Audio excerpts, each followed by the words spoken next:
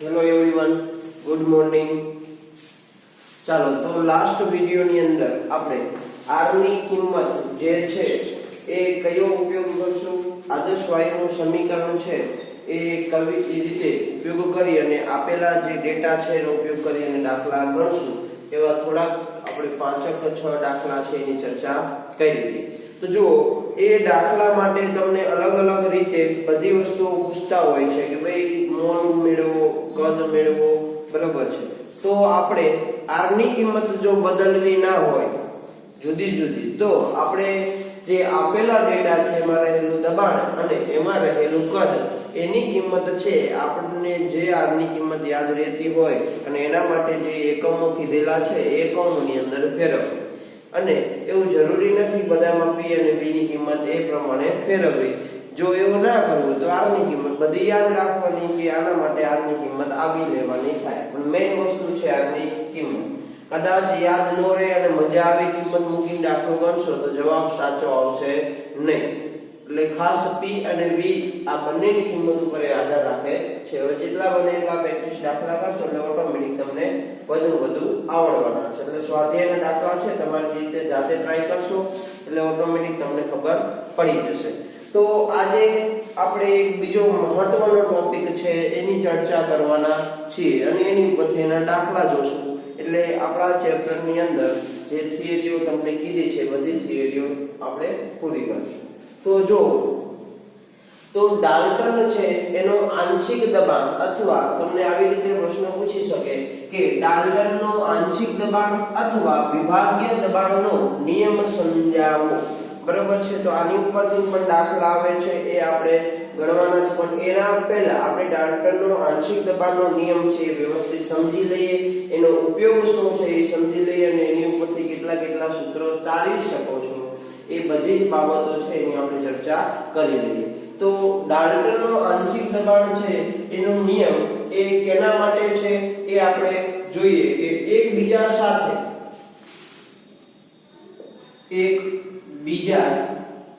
સાથે રાસાયણિક પ્રક્રિયા ન કરતા હોય તેવા વાયુના મિશ્રણનું કુલ દબાણ તે ઘટકમાં, એટલે કયા ઘટક, એટલે કે એમાં રહેલા વાયુઓ છે એ દરેક ઘટક વાયુના આંશિક દબાણમાં તે દરેક ઘટક વાયુના આંશિક દબાણ ના સરવાળા જેટલું હોય છે. તો જો ડાલ્ટન નામનો જે વૈજ્ઞાનિક છે એને પ્રયોગો દ્વારા શું કીધેલું કે જો એવા વાયુઓ કે જે એકબીજા સાથે રાસાયણિક પ્રક્રિયા ન કરતા હોય, એટલે એકબીજા સાથે સંયોજાતા ન હોય, જો એકબીજા સાથે સંયોજાય તો કંઈક નવું સંયોજન બનાવે. પણ એવા વાયુઓ કે જે એકબીજા સાથે પ્રક્રિયા કરતા નથી, તો એવા વાયુઓને જો તમે ભેગા કરો એટલે કે એનું મિશ્રણ કરો તો એનું જે કુલ દબાણ છે એ કુલ દબાણ તમને કેટલું મળે તો કે જે દરેક વાયુઓ છે એ દરેક વાયુના આંશિક દબાણ, આંશિક એટલે એ વાયુનું કંઈક પોતાનું દબાણ હોય, એ વાયુ પોતાની રીતે અમુક દબાણ છે એ ઉત્પન્ન કરતો હોય, એટલે એના અણુઓનું કંઈક દબાણ હશે, એ દબાણને શું કહેવામાં આવે? આંશિક દબાણ. તો એ દરેક ઘટક વાયુઓ છે એના આંશિક દબાણના સરવાળા બરાબર હોય છે. તો આપણે જોઈએ કે કઈ રીતે એ નિયમ છે એની ઉપરથી સૂત્ર બનાવી શકાય. તો દાખલા તરીકે વાત કરીએ તો વાયુ, દાખલા તરીકે આપણી પાસે આટલા છે. ચાલો વાયુની વાત કરીએ તો આપણી પાસે A પ્રકારનો વાયુ છે, B પ્રકારનો વાયુ છે, C પ્રકારનો વાયુ છે અને D પ્રકારનો વાયુ છે. તો જો આના માટે આંશિક દબાણ જો આપણે એ પ્રકારનો વાયુ છે એનું આંશિક દબાણ દાખલા તરીકે Pa જેટલું છે, બી પ્રકારનો વાયુ છે એનું આંશિક દબાણ Pb જેટલું છે, સી પ્રકારનો વાયુ છે એનું આંશિક દબાણ Pc જેટલું છે અને ડી પ્રકારનો વાયુ છે એનું આંશિક દબાણ Pd જેટલું છે. તો મારે આની ઉપરથી જો કુલ દબાણ મેળવવું હોય તો એ વાયુના મિશ્રણનું કુલ દબાણ જેને શું કહેવામાં આવે તો કે P ટોટલ એટલે કે કુલ દબાણ જેને આપણે શું કહીએ છીએ P ટોટલ જે શું હોય તો કે આ બધા વાયુના આંશિક દબાણના સરવાળા જેટલું. તો પહેલો વાયુ છે એનું આંશિક દબાણ Pa વત્તા બીજો વાયુ છે એનું આંશિક દબાણ Pb વત્તા Pc વત્તા Pd આ બધાનો સરવાળો કરો એટલે તમને શું મળે કુલ દબાણ. આ એના જેવી વાત છે કે તમે પાંચ ભાઈબંધ છો ને આ પાંચે પાંચ ભાઈબંધ પાસે 10 રૂપિયા, અમુક પાસે 20, અમુક પાસે 30, તો તમે બધા એક જેટલા તમારી પાસે પૈસા છે એ કુલ પૈસા તમારી જોડે કેટલા છે તમારે નક્કી કરવું હોય તો તમે શું કરશો તો બધા પાસે જેટલા પૈસા છે એ બધાનો તમે શું કરશો સરવાળો. તો આની પાસે 10 રૂપિયા છે, ઓલાના પાસે 20 એટલે 10 + 20 તો 30 થયા, પેલા પાસે 40 છે તો 70 થયા બરોબર. એની પછીના પાસે બીજા 30 છે તો 100 થયા. તો કુલ રૂપિયા કેટલા તમારા આખા ગ્રુપના તો ગણવા જાઓ તો તમે શું કરશો બધા પાસે જે રૂપિયા છે એનો સરવાળો કરશો. તો આની અંદર પણ એવું છે કે એકબીજા સાથે રાસાયણિક પ્રક્રિયા નથી કરતા એવા વાયુઓ છે તો એમનું કંઈક આંશિક દબાણ છે. તો કુલ દબાણ કેટલું હોય તો કે એક વાયુનું દબાણ જેટલું છે એવી જ રીતે બીજા વાયુનું કંઈક દબાણ હશે, ત્રીજા વાયુનું કંઈક દબાણ હશે, ચોથા વાયુનું કંઈક દબાણ હશે. આ બધાય વાયુના જે દબાણ છે એનો તમે સરવાળો કરો તો તમને શું મળવાનું છે તો કે કુલ દબાણ મળવાનું છે. એટલે આ આપણે ડાલ્ટનના નિયમનો કુલ દબાણનું સૂત્ર તૈયાર. તો હવે આપણે પ્રાયોગિક પરિસ્થિતિ છે એનો આપણે ઉપયોગ કરી અને આપણે એક સૂત્ર છે તારવવાનું છે. તો હવે જોઈએ પ્રાયોગિક પરિસ્થિતિ એટલે આ જ વસ્તુ આપણે એક પ્રયોગ દ્વારા સમજીએ. ચાલો તો પ્રયોગની અંદર આપણે શું કરશું તો મારી પાસે એક પાત્ર છે,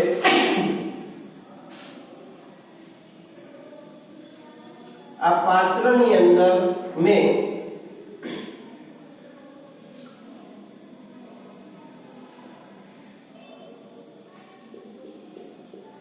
કોઈક વાયુ ભરેલો છે અને પાત્ર બંધ છે. ચાલો આ વાયુ છે એને મેં અહીંયા આપણે દર્શાવ્યું છે. ચાલો આની વાત કરીએ તો આને આપણે પાત્ર કહીએ એક એટલે કે વાયુ પાત્ર એ કહીએ. તો એનું આંશિક દબાણ શું થવાનું Pa થવાનું અને એ દાખલા તરીકે આપણે 300 મીમી Hg જેટલું દબાણ લઈએ બરાબર છે. ચાલો મેં શું કીધું એક વાયુ પાત્ર લીધું એનું આંશિક દબાણ Pa થાય જેનું મૂલ્ય કેટલું છે 300 મીમી Hg જેટલું છે. ચાલો બીજું એક પાત્ર લઉં છું, એ બીજા પાત્રની અંદર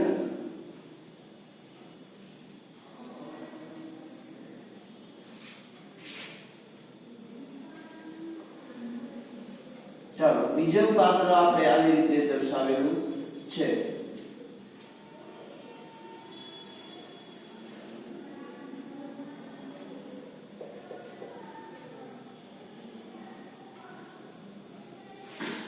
ચલો આ પાત્રની અંદર મેં બીજો કોઈ વાયુ ભરેલો છે એટલે આપણે એને બ્લુ કલર થી દર્શાવશું. ચાલો એને આપણે આવી રીતે ડોટેડ થી દર્શાવીએ છીએ.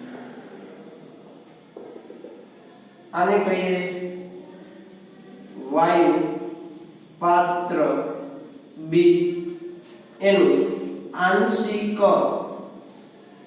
દબાણ કેટલું થવાનું તો કે Pb જેટલું થવાનું, જે દાખલા તરીકે 400 મીમી Hg જેટલું છે. તો જો આપણી પાસે બે પાત્ર છે, વાયુ પાત્ર A, વાયુ પાત્ર B. એની અંદર કોઈ વાયુ આપણે ભરેલો છે જેનું આંશિક દબાણ Pa જેટલું છે, જે 300 મીમી Hg જેટલું જ્યારે વાયુ પાત્ર B ની અંદર વાયુ ભરેલો છે એનું આંશિક દબાણ 400 મિલી Hg જેટલું છે. તો હવે હું એક બીજું પાત્ર લઉં છું અને આ પાત્રની અંદર હું આ બંને વાયુઓ જે છે કે જે પાત્ર A ની અંદર છે અને પાત્ર B ની અંદર છે, આ બંને વાયુને હું શું કરું છું, આની અંદર ભરું છું. એટલે જો પાત્ર A ની અંદર હતા એ વાયુ આવા પ્રકારે હતા, ગોળ રાઉન્ડ કરેલા આપણે એના માટે, બરાબર છે. ચાલો પાત્ર B ની અંદર જે વાયુ હતા એ આ ડોટેડ પ્રકારે હતા. ચાલો તો એને આપણે અહીંયા ગોઠવી દીધા છે. તો જો પાત્ર જે C છે એટલે આને કહીશું પાત્ર C.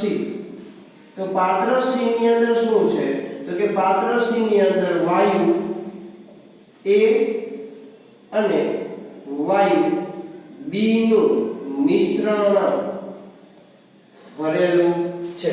તો જો આની અંદર જે દબાણ ઉત્પન્ન થશે જે શું હોય, તો કે કુલ દબાણ P ટોટલ. તો એ P ટોટલ છે એ કેટલું હોય, તો કે P ટોટલ એટલે કે કુલ દબાણ આ પાત્રનું મારે P ટોટલ મેળવવું હોય તો એ PA PB એટલે કે બંનેના આંશિક દબાણના સરવાળા જેટલું હોય. તો PA નું આંશિક દબાણ કેટલું 300 વત્તા PB નું આંશિક દબાણ કેટલું 400. તો જો પાત્ર C છે એનું આંશિક દબાણ 700 મિલી Hg જેટલું મળે જે P ટોટલ કહેવાય, બરાબર છે. તો જો સમજણ પડી કે આ બંને પ્રકારના વાયુ કે જેનું એકનું આંશિક દબાણ 300 હતું અને બીજાનું 400 હતું, તો એના પરિણામે આ બંને વાયુને તમે પાત્ર C ની અંદર ભરો છો એટલે બંનેનું મિશ્રણ કરો છો. આ બંને એકબીજા સાથે સંયોજાતા નથી એટલે કે રાસાયણિક પ્રક્રિયા કરતા નથી. તો આનું આંશિક દબાણ મેળવવું હોય તો આ બંને વાયુના સરવાળો એટલે કે આ સૂત્ર દ્વારા તમે મેળવી શકો છો. એટલે આપણે ઉદાહરણ લીધું તો P ટોટલ તમને કેટલો મળે, તો કે બંને વાયુના આંશિક દબાણના સરવાળા જેટલો એટલે 700 મિલી Hg જેટલો તમને P ટોટલ મળે છે. તો જો હવે આપણે જોવાનું શું છે કે એનો ઉપયોગ કઈ રીતે થાય છે, તો એ આપણે જોઈએ. તો આને આ પ્રશ્નની અંદર આપણે કન્ટિન્યુ રાખીએ છીએ એનો ઉપયોગ કે આપણે પ્રાયોગિક રીતે જોયું કે બે પાત્રોમાં બે બંને વાયુઓ ભેરા છે તો એને કઈ રીતે તમે કુલ દબાણ છે મેળવી શકો છો. તો આ જ વસ્તુ આપણે ઉપયોગ તરીકે જોઈએ.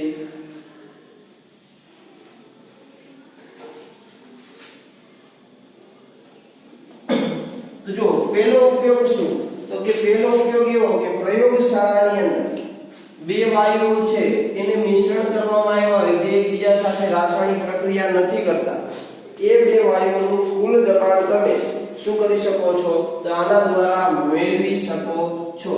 તો આનો ઉપયોગ કઈ જગ્યાએ, તો આનો ઉપયોગ જ્યારે પ્રયોગશાળાની અંદર અમુક વાયુઓ છે બનાવતા હોય ત્યારે એ વાયુઓને જે પાણી છે એટલે કે પાત્રની અંદર પાણી ઉપર ભેગા કરવામાં આવે છે. વાયુને કેટલીક વખત જે પાત્ર છે એની અંદર પાણી ભરેલું હોય તો એ પાત્ર ઉપર એ વાયુ છે એને શું કરવામાં આવે, એકત્રિત કરવામાં આવે છે. એટલે આપણે રચના જોઈએ એટલે તમને આખી આઈડિયા આવે. તો દાખલા તરીકે મેં અહીંયા એક પાત્ર દોરેલું છે. આ પાત્ર છે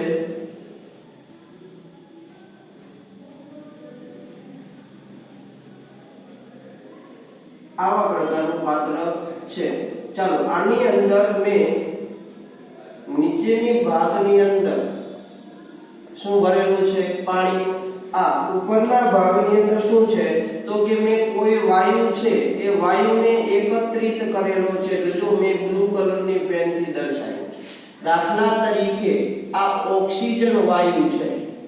હું પ્રયોગ દ્વારા ઓક્સિજન વાયુને પાણીના પાત્ર ઉપર એટલે કે પાણીની ઉપરની સપાટીએ એકત્રિત કરું છું. તો અહીંયા ઓક્સિજન વાયુ છે તો આ ઓક્સિજનનું આંશિક દબાણ કેટલું હશે, તો કે ભાઈ PO2 જેટલું હશે.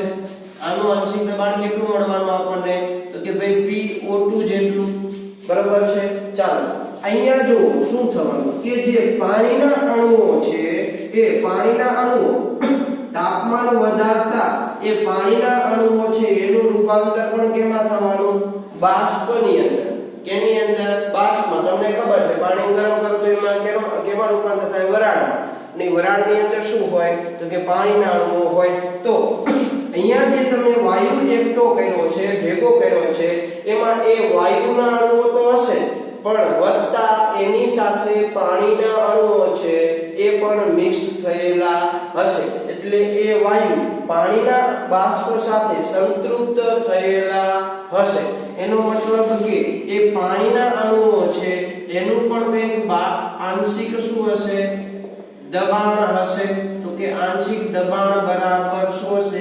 pH2O એટલે પાણીના બાષ્પના પણ કંઈક શું મળશે તમને આંશિક દબાણ મળશે તો જો આવા સમયે મારે કુલ કે જે પાણીના ઉપરના ભાગની અંદર એટલે કે પાણીની સપાટી પર જે વાયુ રહેલો છે એ વાયુની અંદર પાણીની બાષ્પ છે વત્તા એ વાયુ છે તો મારે કુલ જો દબાણ મેળવવું હોય તો કુલ દબાણ કેટલું થાય તો કે P total બરાબર જો અહીંયા ઉપરના ભાગમાં શું રહેલો છે તો કે એક તો શું રહેલો તો કે ઓક્સિજન વાયુ રહેલો છે વત્તા એ ઓક્સિજન વાયુ એ પાણીની વરાળ વડે ભીંજાયેલો એટલે કે એના વડે સંતૃપ્ત થયેલો છે તો કુલ બાષ્પ દબાણ છે એની અંદર ઓક્સિજનના અણુઓનું આંશિક દબાણ હશે વત્તા જે ઓલા પાણીની વરાળ છે એ પાણીના વરાળનું પણ કંઈક આંશિક દબાણ હશે જેને આપણે PH2O કીધું અને અહીંયા PO2 કીધું હવે તમને જે વાયુ તમે પ્રયોગશાળામાં બનાવો છો એ વાયુનું જો તમારે દબાણ મેળવવું હોય તો તમારે શું કરવું પડે તો કે એ વાયુનું દબાણ મેળવવા માટે તમારે કુલ બાષ્પ દબાણ છે એ કુલ બાષ્પ દબાણમાંથી તમારે પાણીના અણુઓ એટલે કે એનું આંશિક દબાણ છે એ તમે બાદ કરો એટલે તમને અંદર રહેલા વાયુનું તમને શું મળે તો કે આંશિક દબાણ મેળવી શકો છો તો આ જ વસ્તુ તમે કોઈ પણ વાયુ માટે એપ્લાય કરી શકો છો કે દાખલા તરીકે તમને 3 વાયુઓ મિક્સ કરીને આપ્યા છે A B અને C તો મારે એની અંદરથી B પ્રકારના વાયુનું આંશિક દબાણ મેળવવું છે તો તમે શું કરશો તો કે જે કુલ દબાણ છે એ કુલ દબાણમાંથી જે વાયુનું તમારે આંશિક દબાણ મેળવવું છે કે PB તો એને તમે કુલ દબાણમાંથી શું કરી શકો છો બાદ કરી શકો છો એમાંથી બાદ કરો એટલે તમને શું મળે તો કે મારા દાખલા તરીકે ABC છે એમાંથી B નું મને ખબર નથી પણ A અને C નું ખબર છે તો હું P ટોટલ માંથી A અને C નું આંશિક દબાણ છે એ બાદ કરું તો મને PB નું આંશિક દબાણ મળશે ટૂંકમાં તમારે જેનું આંશિક દબાણ મેળવવું છે એની સિવાયના બાકીના મિશ્રણની અંદર રહેલા વાયુના આંશિક દબાણ અથવા અને P ટોટલની કિંમત તમારી પાસે હોવી જોઈએ તો આવી રીતે તમે કોઈ પાત્રની અંદર એકત્રિત કરેલો જે વાયુ છે એનું આંશિક દબાણ મેળવવું હોય તો તમે આવી રીતે મેળવી શકો છો તો હવે છે જ આપણે આગળ વધીએ કે આવી રીતે એનો ઉપયોગ થાય પ્રયોગશાળાની અંદર પછી વાયુના મિશ્રણમાં રહેલા વાયુનું કુલ દબાણ મેળવવાનું સૂત્ર વાયુના મિશ્રણમાં હવે આપણે કેના માટેની વાત કરવી છે તો જે વાયુના મિશ્રણમાં રહેલા વાયુના મિશ્રણમાં રહેલા વાયુનું કુલ દબાણ મેળવવાનું સૂત્ર ડાલ્ટનના આંશિક દબાણના નિયમ પરથી તારવો તો તમને આવો પ્રશ્ન પૂછવામાં આવે કે જે વાયુ છે એ વાયુ મિશ્રણમાં રહેલા વાયુનું કુલ દબાણ મેળવવાનું સૂત્ર ડાલ્ટનના આંશિક દબાણના નિયમ ઉપરથી તમે તારવો તો આપણે જોઈએ કે આદર્શ વાયુના સમીકરણ મુજબ જોઈએ કે આદર્શ વાયુના, ચાલો આપણે આનો જવાબ લખીએ છીએ કે આદર્શ વાયુના સમીકરણ મુજબ, તો જો આદર્શ વાયુનું સમીકરણ શું હતું તો કે Pv બરાબર nRT, મારે તો શું મેળવવું છે દબાણ એટલે P, એટલે nRT upon શું મળે V. તો બધા વાયુને ઉપરનું સમીકરણ લાગુ પાડતા, તો જો હું વાયુ 1 માટે વાત કરું કે વાયુ 1 કોઈ લઉં છું, તો વાયુ 1 માટે શું લખાય, તો આવું લખી શકાય કે વાયુ 1 માટે, તો વાયુ 1 માટે તમને સમીકરણ શું મળે, તો કે સમીકરણ આવું મળે કે વાયુ 1 માટે દબાણ P1 જેટલું હોય, બરોબર છે, પછી n અચળ હોય, r ની કિંમત અચળ હોય, t ની કિંમત અચળ હોય, કદ છે આપણે કેવું લેવાનું છે, સમાન લેવાનું છે. ચાલો n એટલે મોલ થાય, n એટલે મોલ, મોલ ની કિંમત બદલાશે, અહીંયા શું આવશે n. ચાલો આવું તમને વાયુ 1 માટે તમને સૂત્ર મળ્યું. એવું જ હું વાયુ 2 માટે પણ સૂત્ર તારવી શકું, તો વાયુ 2 માટે, તો જો એના માટે મારે આ સમીકરણ ઉપર લખ્યું એવું લખવું હોય તો આવું લખાય કે P2 બરાબર N2RT upon V. ચાલો વાયુ 3 માટે મારે સમીકરણ આવું લખવું હોય તો વાયુ ત્રીજા નંબરનો વાયુ છે એના માટે આ સમીકરણ લખવું છે, તો એના માટે આવું લખી શકાય P3 બરાબર N3RT upon V. તો જો મેં વાયુ 1, વાયુ 2 અને વાયુ 3 માટે આવા સમીકરણો કોના ઉપર, તો કે આદર્શ વાયુના સમીકરણ ઉપરથી લખ્યા. તો હવે આપણે શું કરવું છે એ આગળના બોર્ડની અંદર જોઈએ. તો જો મેં 3 વાયુ માટેના દબાણ છે કે P1, P2 અને P3 જે પોતાના આંશિક દબાણ છે એના સૂત્ર મેળવ્યા. તો હવે આપણે એની અંદર જે પદો છે એની માહિતી આપીએ તો એ આપણે જોઈએ.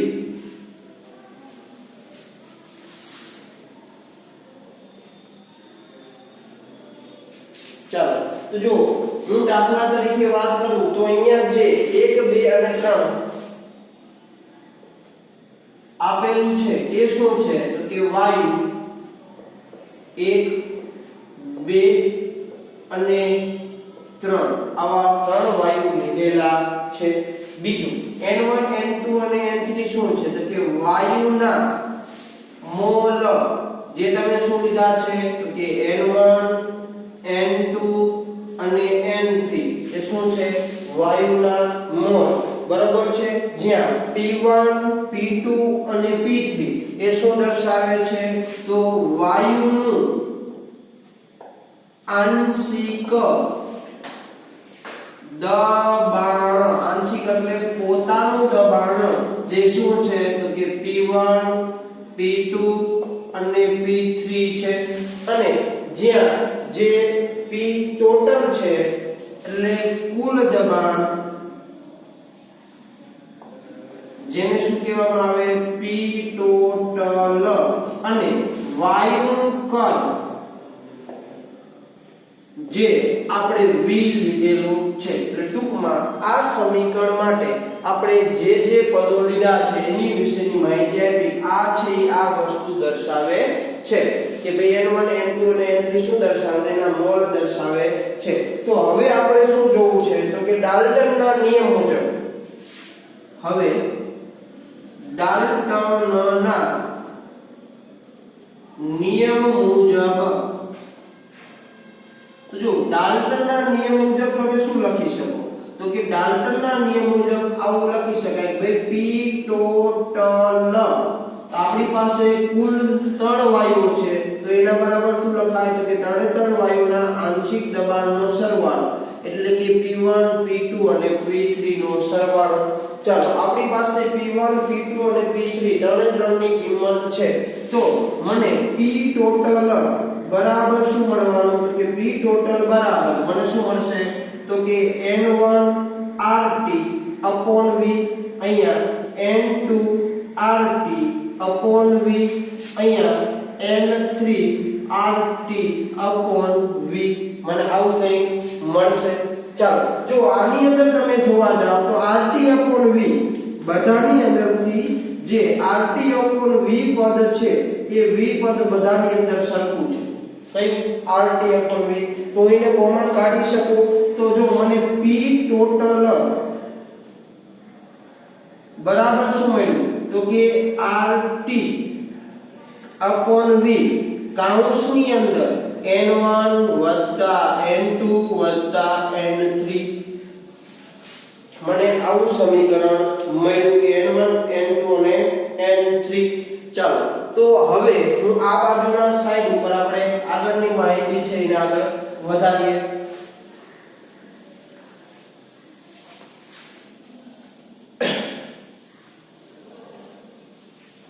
ચાલો જો મેં ત્રણ છે એ મોલ અને એક જ લાઈનની અંદર રાખી લીધેલા છે કે ભાઈ 1 2 અને 3 બધા શું છે સરવાળામાં। તો હવે આપણે બોર્ડ નંબર 3 ની અંદર શું ચર્ચા કરીએ કે આગળ હવે એને સમીકરણને વધારીએ। ચાલો તો જો હવે મને શું મળ્યું તો કે અહીંયા હું એવું લખી શકું કે n કુલ મોલ એના બરાબર શું લખી શકાય તો ભાઈ કુલ મોલ મતલબ બધાનો સરવાળો। આ ચેપ્ટર નંબર 3 ની અંદર ભણી ગયા ઘટકના મોલ છેદમાં કુલ મોલ એટલે શું કરતા જેટલા અંદર અણુઓ આપેલા છે એના મોલ હોય એનો આપણે શું કરતા સરવાળો કુલ મોલ માટે। તો મને આવું મળે કે ભાઈ n એટલે કુલ મોલ n1 n2 n3 તો આ જ સમીકરણને હું આમ લખી શકું કે P ટોટલ બરાબર n કુલ mole into RT upon V। તો જો મને એક P ટોટલ નું સમીકરણ આવું મળ્યું। જો આપણે આ બધા સૂત્રનો ઉપયોગ દાખલા ગણવામાં કરવાનો છે કે ભાઈ P ટોટલ બરાબર RT upon V ઇન્ટુ કુલ મોલ। તો હવે જો આના ઉપરથી આપણે વાયુનું આંશિક દબાણ અને મોલ અંશ વચ્ચેનો સંબંધ મેળવવો છે। એટલે જો એક સમીકરણ આપણને આ મળ્યું હવે આપણે બીજું સમીકરણ છે જો આપણી પાસે કેટલા સમીકરણ થયા એક આ સમીકરણ કે P ટોટલ બરાબર P1 P2 અને P3 બરાબર છે। બીજું સમીકરણ શું મળ્યું તો કે ભાઈ કુલ મોલ બરાબર P ટોટલ બરાબર કુલ mole into RT upon V। હવે ત્રીજા નંબરનું સમીકરણ છે આપણે તારવવા જઈ રહ્યા છે કે વાયુનું આંશિક દબાણ અને મોલ અંશ વચ્ચેનો સંબંધ। વાયુનું આંશિક દબાણ અને મોલ અંશ વચ્ચેનો સંબંધ। તો જો હવે પછીનો પોઈન્ટ છે એ મોલ અંશ સાથે છે।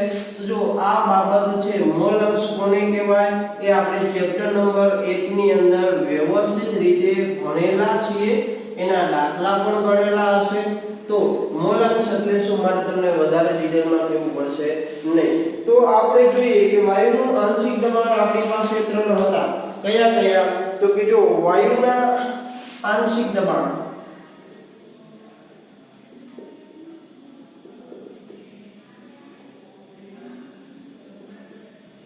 તો જો આપણને પાસે 3 વાયુ હતા અને ત્રણેના આંશિક દબાણ તમને કંઈક આવા મળેલા ભાઈ P1 બરાબર N1 RT upon V બીજા માટે તો P2 બરાબર N2 RT upon V અને ત્રીજા માટે તો P3 બરાબર N2 RT upon V।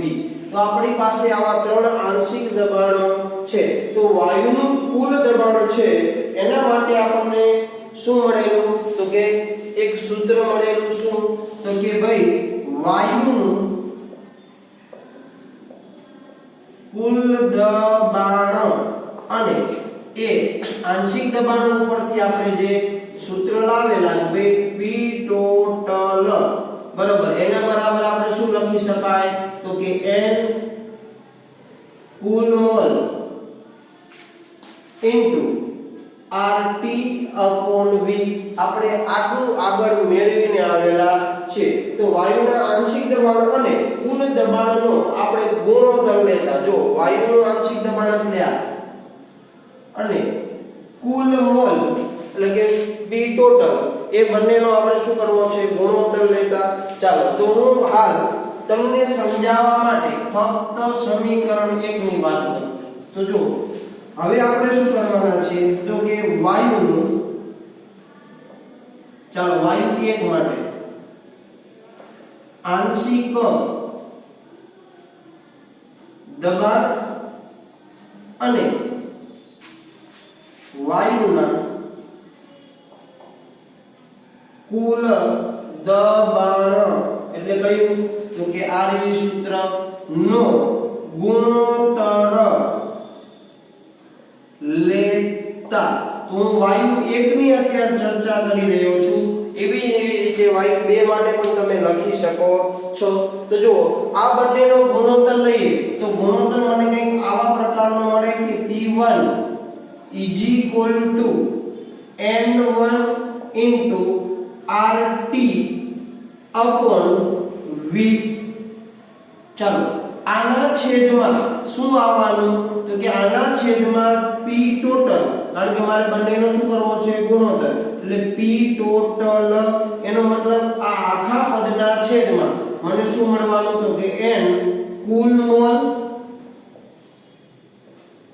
RT/V મને આવું મળશે.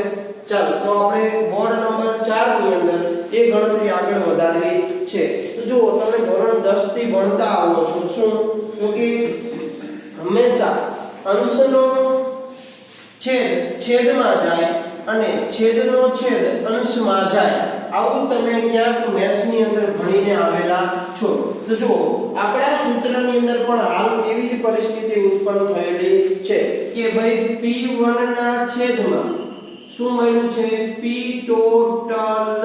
તો આના બરાબર મારે લખવું છે. તો જો આ V છે એ અંશનો છેદ છે, એ ક્યાં જવાનો, છેદમાં, અને જ્યાં અહીંયા રહેલો V છે એ છેદનો છેદ છે, એટલે ક્યાં જવાનો, અંશમાં. એટલે મને આ સૂત્ર આવા પ્રકારનું મળે કે N1 RT અંશનો છેદ ક્યાં ગયો, છેદમાં. ચાલો પછી શું વધ્યું, તો કે N કુલ મોલ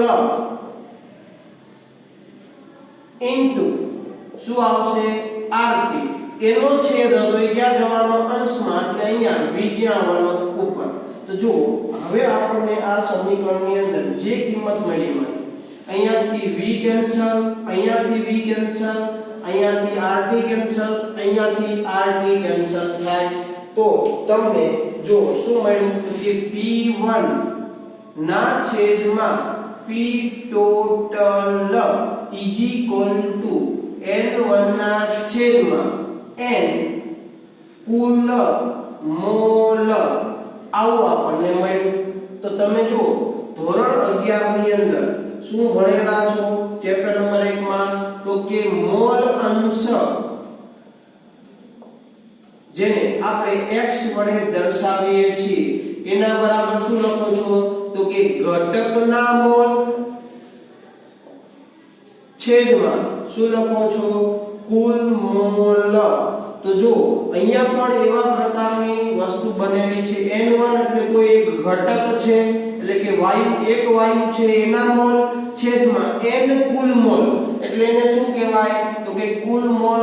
એનો મતલબ કે ઘટકના મોલ છેદમાં કુલ મોલ હોય તો તમે એના માટે શું લખી શકો, મોલ અંશ લખી શકો છો. તો જો આ સૂત્ર શું લખાય, P1 ના છેદમાં P ટોટલ અહીંયા શું આવશે, તો કે x એટલે કે પેલો ઘટક છે, એટલે પેલું વાયુ છે, એટલે x1 લખી શકાય. તો જો આના ઉપરથી તમને જે વાયુ છે એના મોલ અંશનું સૂત્ર શું મળ્યું, તો કે વાયુના મોલ અંશનું સૂત્ર P1 બરાબર શું મળ્યું, તો કે P ટોટલ x1. તો જો તમને એક આ સમીકરણ મળ્યું, જેના અંદર તમને વાયુના મોલ અંશ આપેલા હોય, કુલ દબાણ આપેલું તો એ ઘટકના કુલ મોલ મેળવી શકો છો. તો એવી જ રીતે આપણે અન્ય વાયુ માટે પણ આપણી રીતે શું કરી શકીએ છીએ, બનાવી શકીએ છીએ. તો આપણે એ આ બોર્ડ નંબર 4 ની અંદર આ બાજુના પેજની અંદર જોઈએ. જો નકરા સૂત્ર તારવવાના હતા ચેપ્ટરમાં અને એનો જ ઉપયોગ કરી અને આપણે દાખલા ગણવાના છે. આમાં થિયરી ઓછી છે, ફક્ત સૂત્રો વધારે છે. ચાલો બોર્ડ નંબર 4 ની અંદર તો જો આવી જ રીતે અથવા ઉપર મુજબ અન્ય વાયુ માટે તો જો આ અત્યારે આપણે જે આખી પ્રોસેસ કરી એવી જ તમે બધા P1 P2 અને P3 માટે તમે લખી શકો.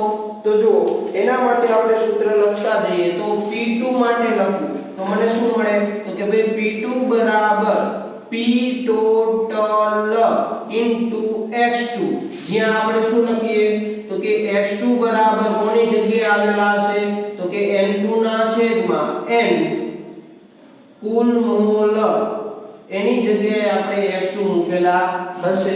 એવી જ રીતે તમે P3 માટે લખવા જાઓ તો એના માટે તમને સૂત્ર શું મળશે તો કે P total n2x3 આ x3 ક્યાંથી મૂક્યા હશે તો કે આપણને સમીકરણમાં આવું મળશે n3 ના છેદમાં n કુલ મોલ જેના જગ્યાએ આપણે શું મૂકી શકીએ તો કે x3 એટલે કે મોલ અંશ મૂકી શકીએ છીએ. આ શું દર્શાવે ઘટકના મોલ છેદમાં કુલ મોલ જેને આપણે મોલ અંશ કહીએ છીએ. તો આવી રીતે તમે અલગ અલગ વાયુ માટે શું મેળવી શકો તો કે મોલ અંશ આપેલા હોય, કુલ દબાણ આપેલું હોય તો એનું આંશિક દબાણ છે એ મેળવી શકો છો.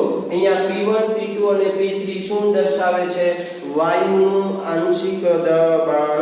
હવે છેલ્લો એક સૂત્ર તરફ આગળ વધીએ કે વાયુનું આંશિક દબાણ અને ટકાવાર પ્રમાણ. છેલ્લું સૂત્ર શું તો કે વાયુનું આંશિક દબાણ અને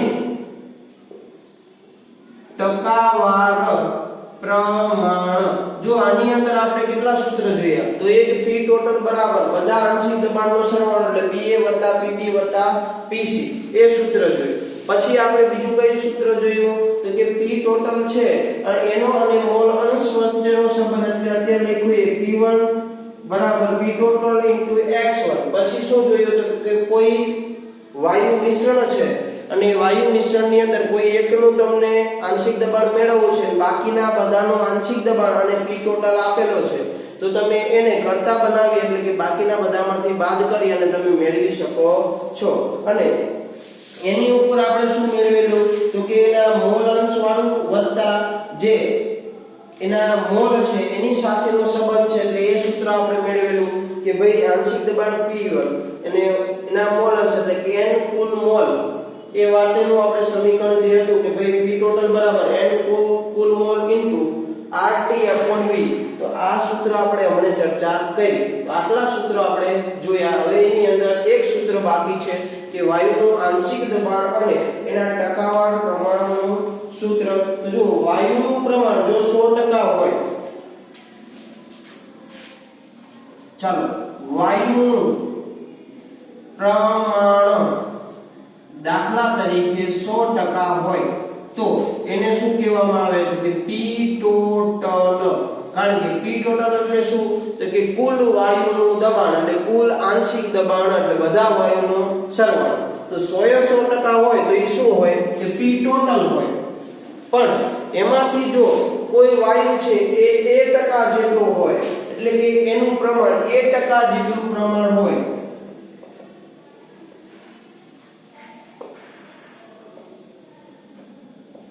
તો એ 1% નો મતલબ શું એ પ્રકારનો વાયુ તો Pa નું આંશિક દબાણ બરાબર કેટલા.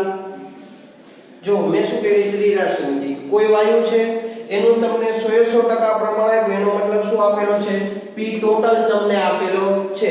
હવે P total તમને આપેલો છે કેટલા ટકા 100% હોય કારણ કે P total એટલે કુલ શું થવાનો સરવાળો બરાબર છે.